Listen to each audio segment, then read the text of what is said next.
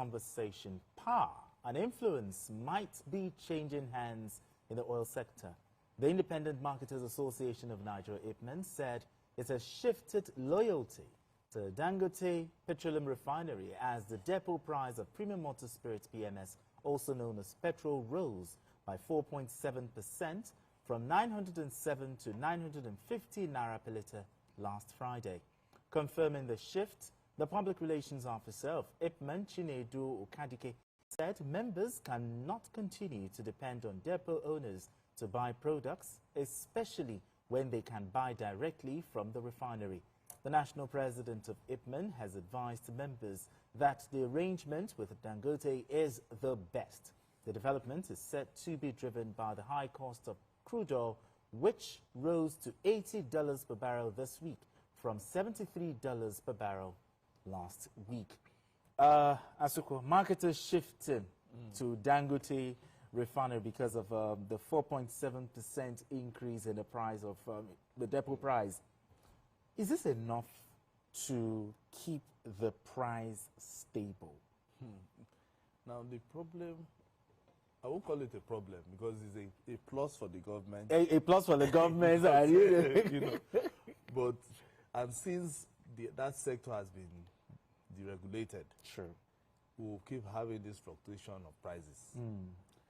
You know, when the crude oil was $73, that was when we begin. Dangote actually brought down the price. Okay. NNPC brought down even the depot owners too. When those who were importing, yes, also moved a little bit, you know, down, but not really down. Yeah, we didn't really do down. Exactly, maybe just a tiny bit. A tiny bit. You understand? But at least we enjoyed Dangote. We enjoyed the NNPC. Yes. Now, for the government that is really looking for money, when the crude oil prices goes up, they are happy. True. More oil revenue. Because there will be more. Because don't forget, they are looking for money for them to fund the budget. So with $80, the government is already getting, they are already celebrating. I think but unfortunately, it is we the masses that will be looking at the pump price anytime we are driving, and also be looking at what the consumers, the market, the people who are selling, will also be telling us by the time we go to the market. Because I know if you look at as at 2 weeks or 3 weeks, 2 weeks ago, even last week, yes, you know, I bought petrol for 925 NNPC. Okay. The mobile was 950 last week. Now today, mobile has jumped to 970. You know, but NNPC, all of a sudden, most of their filling stations are even closed. You know, so I don't know why.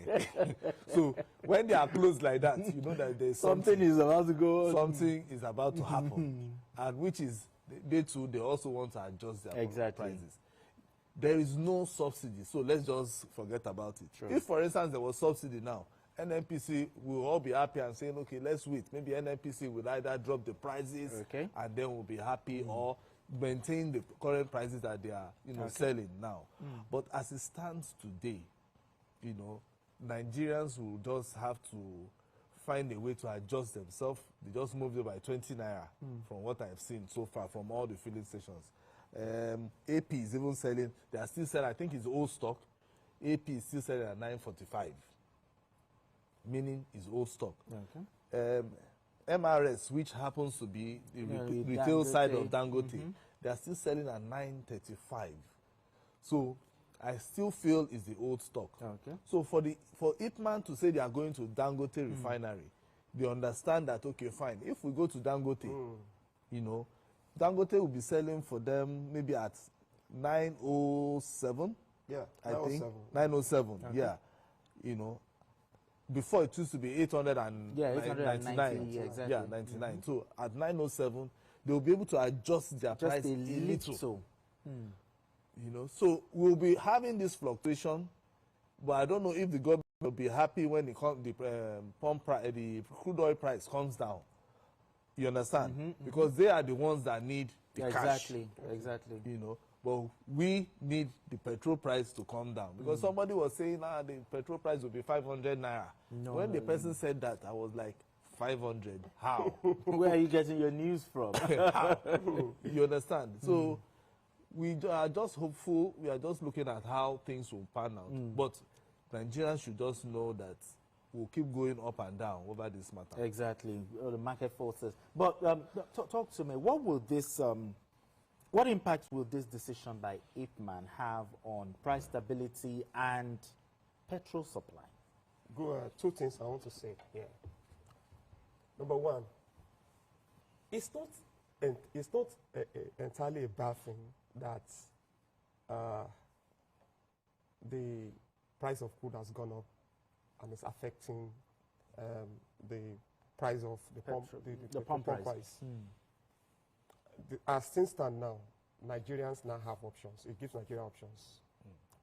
Because IPMAN is saying, look, we will go to Dangote directly. The depot owners will charge because of their own cost, because they are importing, you understand? And since they are importing, it's going to affect what they will give it to, the amount they will give it to. All the other charges. So the marketer says, why do we have to go to the depot when we can get directly? So there's a matter of choice. Yes, of course. Good thing also for government, because government is making more revenue. Now, but making the revenue for what? Now, to impact on the citizens. Okay. Now, if we cannot, I've always said this, the argument about whether subsidy should go, that one is no longer, there's no more argument. Subsidy gone. It's gone. That one is no longer, it's not something for us to start talking about. Can we please subsidize transportation? People will know, there is no way people will buy petrol at 500 naira. Like somebody was saying. No, forget, it can't happen. Maybe when you have more competition, maybe you have more refineries, it may drive down the price a bit. But can we subsidize transportation? They say government can come in. Yeah, we talked about that yesterday. Exactly. We talked about it yesterday. There are certain things government can. From the money you are making from increased revenue, you can do certain things to make life better, much better for the citizens. You can subsidize transportation. Food supply. Make food available. Boost local production of food. I know that there are, plans along this side, but want to see them happen very soon. Boost local production of food. There was a time that, I remember a time that Kebbi and Lagos states combined to produce what they call lake rice. States can collaborate. I've always said something. Our eyes are always on the federal government. When something goes bad, everybody, Tinubu. But we're not talking about we should hold Tinubu. We should hold the president responsible. That's a fact. There's no doubt about it. But even the best president, you may not feel his impact the way you expect. If the subnationals does not assist, look, go and bring the person from anywhere. If the subnationals are not living up to their responsibility, complementing the effort of the president, of the federal government, we are going to be complaining.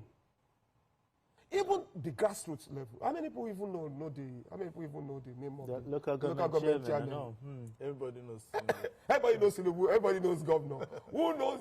People don't know the name of the local government. Let alone the council. They don't even know. No. So what we are trying to say is that yes, subsidy is gone. Market forces will determine the prices of fuel products, and government will make more money when the price of crude goes up. That money, the citizens must feel the impact. The citizens must feel the impact. But this decision by IPMAN, do you think it will engender, some sort of competitiveness? That is already happening. It's happening. It's happening. I don't know what the depot owners will now do now. To probably attract some of the marketers back. They may have to do something, because if they are not going there to lift the fuel, so what is it for? No, they're not going to be you just admire. It's not to admire, it's not to hoard it. What are they hoarding it for? What is the use? They are business owners, they are in business. So maybe they will have a way of adjusting. You know, I expect it to have certain impact in, or certain impact, you know, in that aspect. Okay. Yeah. Now, on a final note, he has talked about the impact on Nigerians. The increase in oil revenue, on the other hand, what impact will it have on Nigerian, the consumers? What impact? Yeah, well, for now, I'm not sure Nigerians, when I mean Nigerian people, the market women, the transport people, owners, have really felt the 20 naira increase. Yes. You understand? So we've not seen, I'm not sure it's going to impact negatively. Okay, negatively. Maybe because they just feel that, okay, it's just 20 naira. Yes. You know. But it will be very, very unfair. It will be very unfair for market women, those who are selling, and even transport owners to just increase. To just arbitrarily increase. Oh, they've heard that they're increasing fuel. You understand this? Just increase. It will be very unfair. But if they are buying fuel at a higher price, it's just, that's what I'm saying, is for them to just do it arbitrarily. It's not. They still have old stock, but they're already increasing. Exactly. So 20 naira, I think people should just calm down over this matter. And don't forget, you were saying something about transportation. Very key. What the CNG? How far? Exactly. How far? Electric vehicles. I was going to talk about that, but I actually forgot. The CNG. Yes. You know, so the government has to start pushing the CNG buses, or it's like they're not even talking about. They're not talking about more. Like, you know, like there was before. a time everybody was CNG. You know? But anyway, gentlemen, it's a fine time for us to. It's a fine place for us to leave it. Paul Dada, appreciate you as always. Thank you so much for coming. I think this is the first time of coming. Of this year. Yeah, this year too. I'm sure you like the. Welcome to our new home. Welcome to our new home. It's a very good place. Thank you so much for having this conversation on Journalist Hangout. Asuko James. Thank you so much. Appreciate you as always. Appreciate you. And that's it on Journalist Hangouts today. Join us tomorrow for another episode of the program. You can watch the repeat broadcast of this episode tonight at 11. Join us on Sunday from 1:30 to 3:30 p.m. for Journalist Hangouts on Sunday.